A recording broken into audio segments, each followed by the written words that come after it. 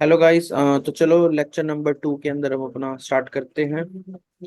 इसके अंदर बेसिकली हम ये कवर करेंगे कि 18 सेंचुरी के बारे में मैंने आपको बताया था कि कौन से फैक्टर्स रहते हैं जो आपको 18 सेंचुरी के बाद का ही सिलेबस कवर करने के लिए वर्ल्ड हिस्ट्री के अंदर इंपॉर्टेंट रहता है। तो बैकग्राउंड ऑफ बिफोर 18 सेंचुरी या फिर वर्ल्ड बिफोर 18 सेंचुरी दोनों एक ही टॉपिक है। इनके बारे में हम जानेंगे। तो जैसे हमें पता है कि मिडिल एज रहता है जो 15 सेंचुरी के आसपास की बात है, वो सब मिडिल एज का पार्ट है जब रेनेसांस आने स्टार्ट हुआ था। तो मॉडर्न एज जो 18 सेंचुरी है वो इस ट्रांजिशंस पीरियड के थ्रू, क्योंकि रेनेसांस आया था इसके बाद मैंने बताया था RER एक फॉर्मूला। तो वो ट्रांजिशन पीरियड को इस पीरियड को 15 से 18 सेंचुरी को ट्रांजिशन पीरियड बोला जाता है। इसके अंदर हमें मैंने बताया था कि कौन से ऐसे फैक्टर्स हैं जिसकी वजह से ट्रांजिशन हुआ था, कि फ्यूडलिज्म का डिक्लाइन होना स्टार्ट हुआ था, रेनेसांस आया था, रिफॉर्मेशन नई नई चीजों को होने लग गया था, जियोग्राफिकल डिस्कवरीज देखने को मिली थी, राइज ऑफ स्ट्रॉन्ग स्टेट्स हुए थे नए नए। तो उसकी आइडियोलॉजीज को इम्पैक्ट पड़ा था। अब सबसे ज्यादा इंपॉर्टेंट हमारे यहाँ पे डिक्लाइन ऑफ फ्यूडलिज्म और रेनेसांस को है। जब तक ये दोनों नहीं होंगे तब तक ये तीनों पॉसिबल नहीं है। तो इसलिए डिक्लाइन ऑफ फ्यूडलिज्म को पढ़ेंगे सबसे पहले। डिक्लाइन पढ़ने से पहले हम फ्यूडलिज्म क्या होता है उसको जानेंगे। तो फ्यूडलिज्म का मतलब होता है कि जैसे हायरार्की कैसे होती थी, जैसे किंग होते थे उसके अंडर नोबल्स होते थे, उसके अकॉर्डिंग चीफ्स होते थे, नाइट्स होते थे जो वो करते थे, कोई भी मिलिट्री एक्शंस वगैरह परफॉर्म करते थे, उसके अंडर कुछ सबऑर्डिनेट चीफ्स मान लो, फिर उस सबसे नीचे होते थे पेजेंट्स और सर्व्स। तो किंग अपनी लैंड्स चीफ को, नाइट्स को, इनको प्रोवाइड करते थे, फिर वो सबऑर्डिनेट्स को देते थे, आखिरी में इन द एंड जाके पेजेंट्स को या फिर सर्व्स को मिलता था, फिर जिसके ऊपर वो एक्शन परफॉर्म करते थे, जैसे लैंड बेस्ड एग्रीकल्चर वगैरह ये सब करते थे। वहां से जो रेवेन्यू आता था वो चीफ को देते थे, फिर वो चीफ हायर लेवल के चीफ को देता था या नाइट्स को देता था, ट्रिब्यूट्स जिसको बोल रहे हैं या फिर हम सर्विस बोल रहे हैं। फिर इन द एंड आखिरी में किंग को भी सेम वही चीज, या किंग या नोबिलिटी को चीफ और नाइट्स उसको प्रोवाइड करते थे। अब फ्यूडलिज्म में क्या हुआ कि किंग की पावर कम होने लग गई और चीफ ज्यादा पावरफुल होने लग गए, अलग अलग छोटे छोटे। बेसिकली जैसे ये किंग है, इसके अकॉर्डिंगली अलग अलग छोटे छोटे चीफ्स बटे हुए हैं। अब वो चीफ ही पावरफुल हो गए, अब चीफ ही अपने आप को लॉर्ड्स की तरह एक्ट करने लग गए हैं। तो इसलिए इसका नाम फ्यूडल लॉर्ड्स कहलाता है, कि छोटे छोटे लॉर्ड्स बन गए हैं और किंग की पावर कम हो गई है। अब किंग की पावर कम होने की वजह से ना एक क्लोज्ड एनवायरनमेंट बन जाता है। क्लोज्ड एनवायरनमेंट बनने की वजह से हमारे पास है ना बहुत सारे नुकसान देखने को मिलते हैं। जैसे एक लैंड बेस्ड प्रॉपर्टी, ऐसी जैसी बात है कि लैंड से काम हो चल रहा है, उसी से रेवेन्यू वगैरह सब जनरेट होता है, तो लैंड बेस्ड एग्रीकल्चर को रिप्रेजेंट कर रहा है, कोई दूसरी तरीके की ट्रेडिंग वगैरह नहीं हो रही है। लोकल चीफ पावरफुल हो गए हैं फ्यूडलिज्म के अंदर, क्योंकि सबको अपनी अपनी पूरी, जितने पास जिसकी जितनी ज्यादा लैंड होगी वो ज्यादा पावरफुल होता जाएगा। क्लोज सिस्टम बन गया है। एक्सप्लोटेशन, अब सीधी सी बात है, जो ऊपर वाले होंगे, जो चीफ होंगे जिसके पास लैंड होगा, वो अपनी अंडर पेजेंट्स को या फिर सर्व्स को बहुत ज्यादा तरीके से एक्सप्लॉइट करेंगे, दबाने की कोशिश करेंगे। तो एक्सप्लोटेशन बहुत ज्यादा देखने को मिलती है लोअर लेवल पे जब फ्यूडलिज्म देखने को मिलता है।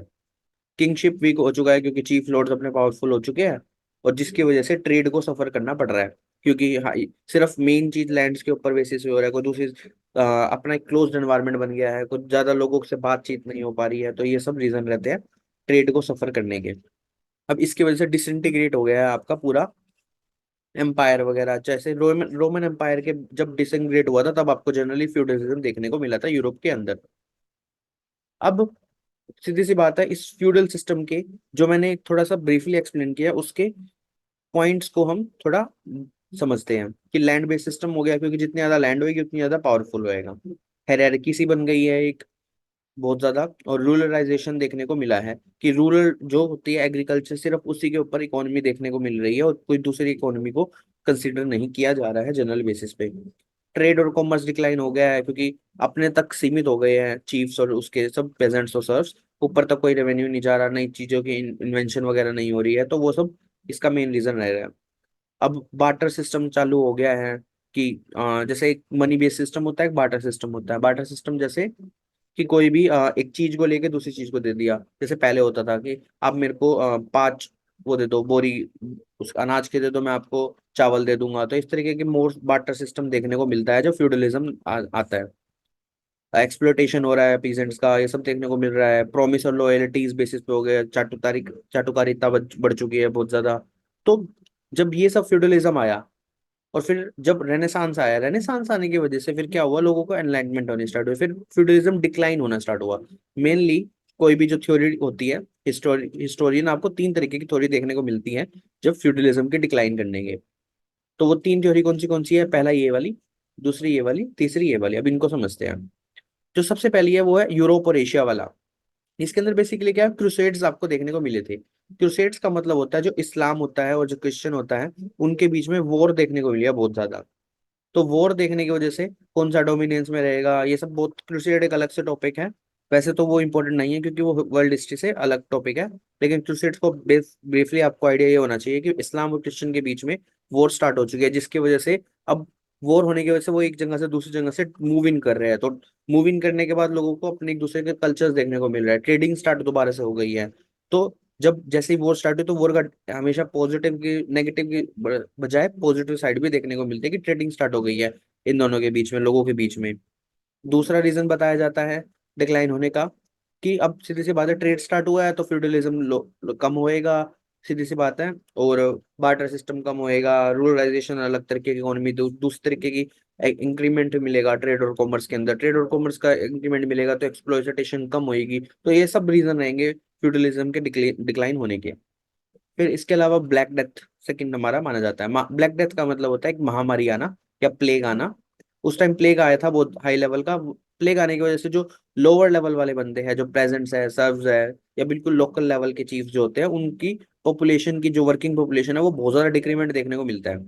जब डिक्रीमेंट होता है पॉपुलेशन का तो वो नए नए तरीके के खाने खाने के लिए हर एक ऊपर वाले जो होते हैं वो कुछ और देखने को मिलती है, तो वो एक्सपैंड करते हैं अपनी थिंकिंग को, कहीं ना कहीं मूवमेंट करते हैं, लोगों को हेल्प करते हैं।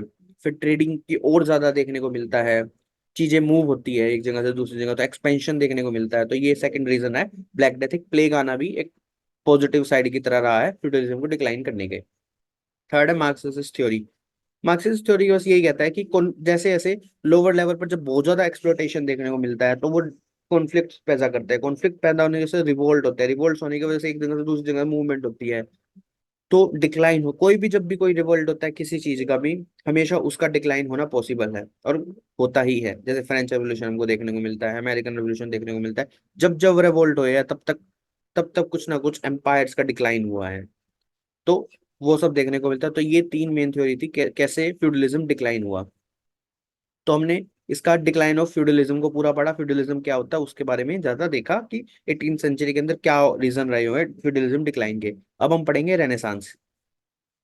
रेनेसांस के अंदर बेसिकली क्या होता है कि रेनेसांस का तीन चीजें इंपॉर्टेंट रहती है कि मीनिंग क्या है, क्यों इटली में स्टार्ट हुआ, और कैसे इन्फ्लुएंस हुआ लिटरेचर, आर्ट और साइंस को, कैसे वो करता है।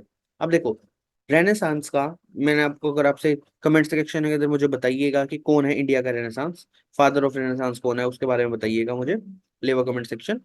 और एनसीईआरटी में वैसे ना रेनेसांस का मतलब होता है रीबर्थ। रीबर्थ एक बिल्कुल लोअर लेवल कॉन्सेप्ट है, लेकिन अगर उसको ब्रॉडर पर्सपेक्टिव से देखा जाए तो एक किसी चीज के लिए नई थिंकिंग से सोचना, नई एटीट्यूड से सोचना, इंटेलेक्चुअल सोचना, क्रिटिकल सोचना, रैशनलाइजर देखना, क्यूरियोसिटी बढ़ाना, ये सब रेनेसांस का नतीजा है, ये सब इसका मीनिंग है।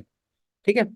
तो अब इसको एक एक थोड़ा और ज्यादा समझते हैं, मीनिंग क्या होता है, क्यों इटली में स्टार्ट हुआ, क्या से इन्फ्लुएंस हुआ लिटरेचर, आर्ट, ये सबको देखेंगे। तो सबसे पहले मीनिंग।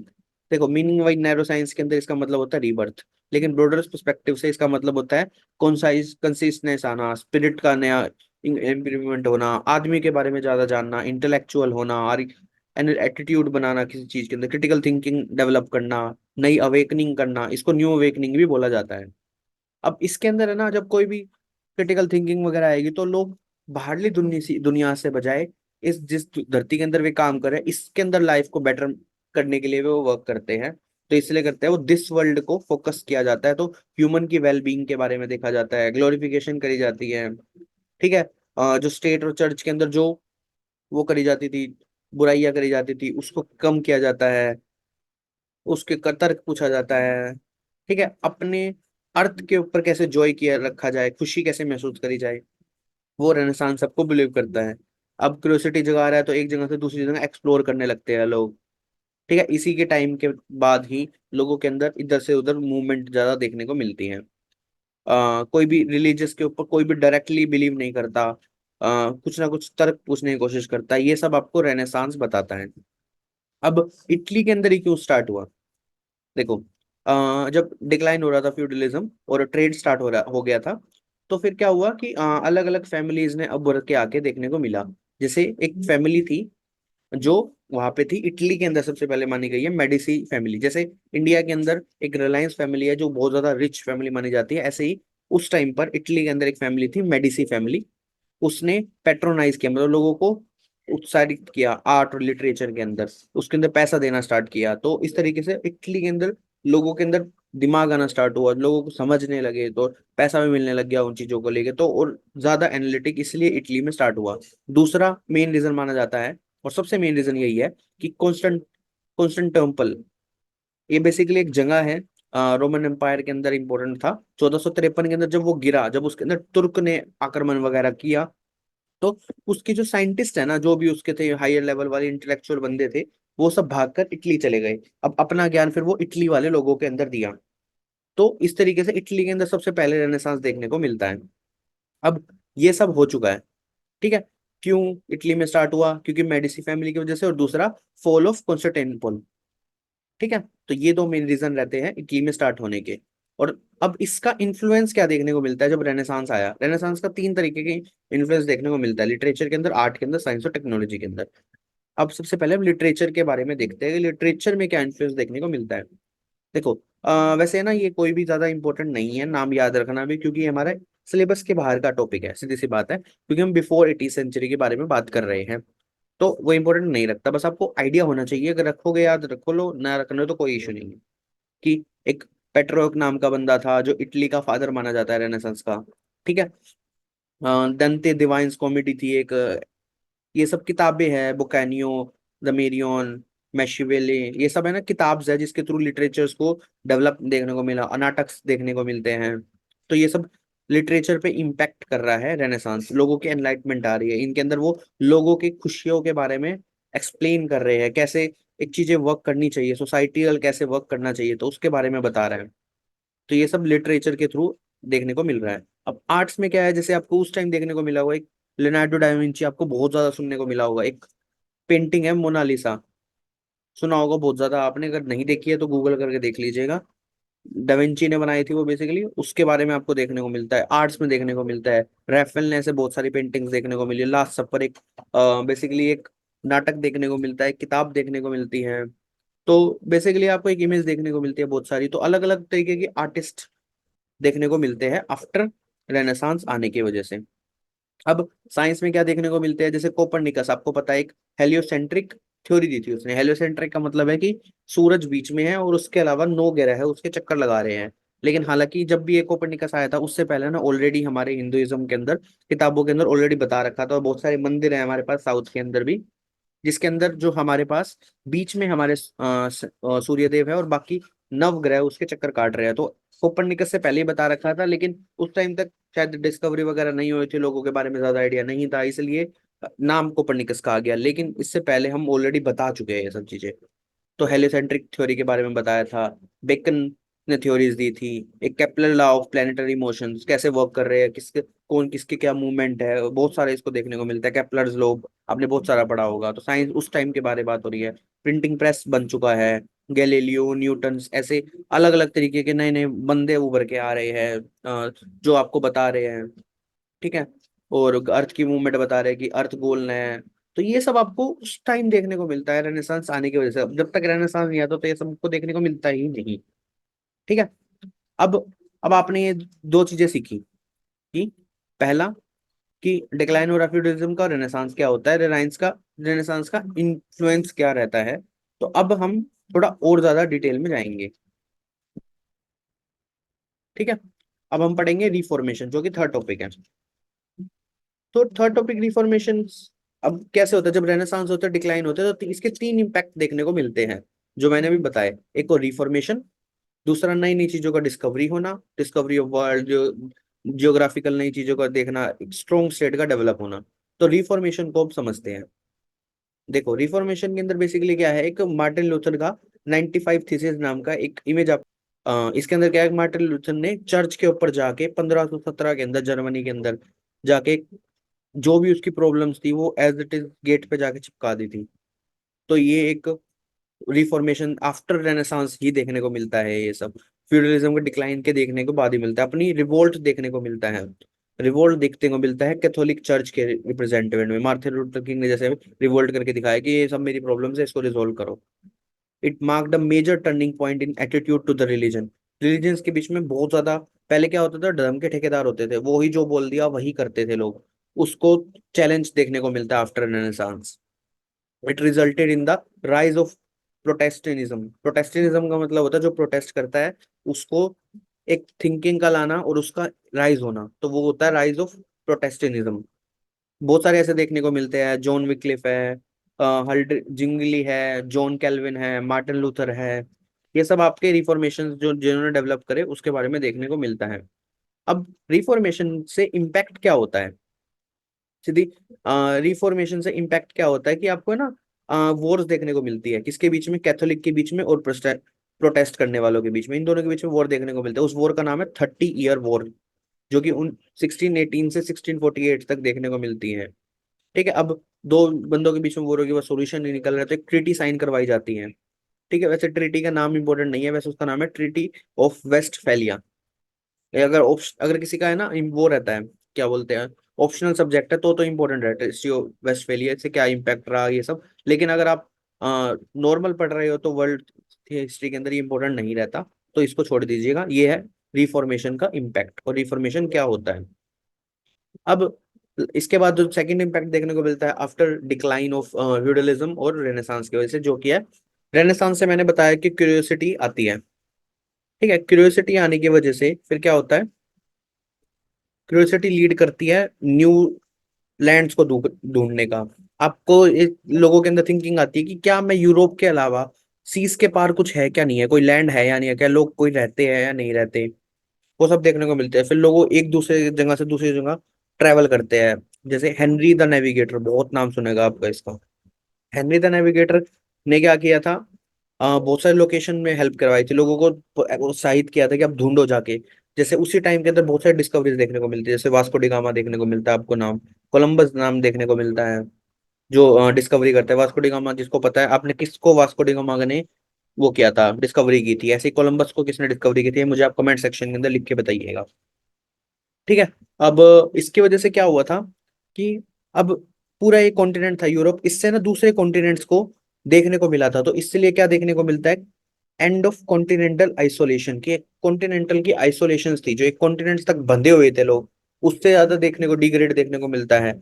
अपनी बाउंड्रीज को एनहेंस करते हैं लोग, नए नए सी रूट्स देखने को मिलते हैं। अब सीधी सी बात है, इसकी वजह से क्या होता है, इसकी वजह से ना दो गलत काम होते हैं। पहला होता है कॉलोनाइजेशन और दूसरा होता है स्लेव ट्रेड्स।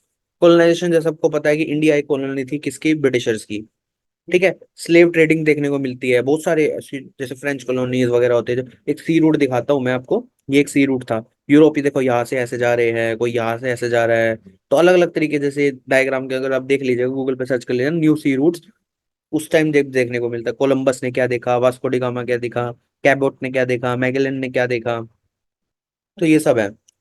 आपको पता है कि इंडिया की डिस्कवरी कब हुई थी, तो उसको जाके मेरे कमेंट सेक्शन में बताइएगा। अब जाएंगे तो ये पावरफुल है, यहाँ पे किंग उसका पावरफुल है और यहाँ पे लोग पावरफुल नहीं है, तो उसके पास जाएंगे और फिर वहां पे राज करेंगे, लोगों को पकड़ के लेके जाएंगे अपनी लोकेशन पे और उसको मजदूरों की तरह काम करवाएंगे।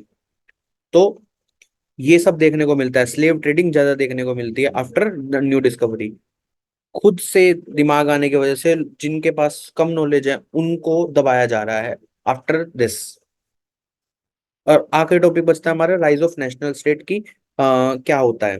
बेसिकली सीधी सी बात है, जब लोगों को ये देखने को मिला कि आपकी चर्च वीक हो रही है, चर्च वीक होने की वजह से लोगों ने ये देखा कि जब पहले रोमन एम्पायर वगैरह के बारे में पढ़ा, तो रोमन एम्पायर में उन्होंने देखा कि जो स्ट्रॉन्ग मोनार्क होते हैं वो स्ट्रॉन्ग एम्पायर डेवलप करते हैं। स्ट्रॉन्ग एम्पायर डेवलप करने की वजह से उनके आसपास कोई हमले भी कम होते हैं और अच्छी तरह ग्रो करता है उनका नेटवर्क। तो लोगों के अंदर क्या करते हैं, चर्च वीक होता है, पावरफुल किंग बनाते हैं, पावरफुल किंग बनने से स्ट्रॉन्ग मोनार्क बनता है, स्ट्रॉन्ग मोनार्क बनने से स्ट्रॉन्ग एम्पायर बनता है, स्ट्रॉन्ग एम्पायर बनने के से ट्रेड और ये सब और ज्यादा रूट देखने को मिलते हैं, नए नए रूट्स डेवलप किए जाते हैं, जो कि ऊपर मैंने ग्राफिकल जियोग्राफिकल डिस्कवरीज के अंदर मैंने बताया। ठीक है, आपको बहुत सारे एग्जांपल देखने को मिलते हैं, जैसे इंग्लैंड के अंदर किंग देखने को मिलता है, फ्रेंच के अंदर देखने को मिलता है। मुझे एग्जांपल में बताइएगा, जब वास्को डिगामा इंडिया के अंदर आया तो उस टाइम फ्रेंच के अंदर कौन सा किंग था, इंग्लैंड के अंदर कौन सा था, और पुर्तगीज के अंदर कौन सा किंग उस टाइम मोनार्की थी। तो ये मुझे बताइएगा। ऐसे ही अगर आपको वीडियो अच्छी लग रही है तो लाइक करें, शेयर करें, सब्सक्राइब करें। ये तो था बिल्कुल एंड हमारा, कि हमारा पूरा टॉपिक खत्म हो गया है कि 18 सेंचुरी से पहले दुनिया कैसे दिखती थी, रेनेसांस क्या आता है, क्यों डिक्लाइन होता है फ्यूडलिज्म, उसके बड़ा रेनेसांस क्या होता है, रिफॉर्मेशन क्या होता है, ज्योग्राफिकल डिस्कवरीज कौन सी होती है, राइज ऑफ स्ट्रॉन्ग स्टेट्स का मतलब क्या है, हमारा कौन से नए स्टेट्स देखने को मिलते हैं। तो मिलते हैं नेक्स्ट वीडियो के दौरान। Bye bye guys.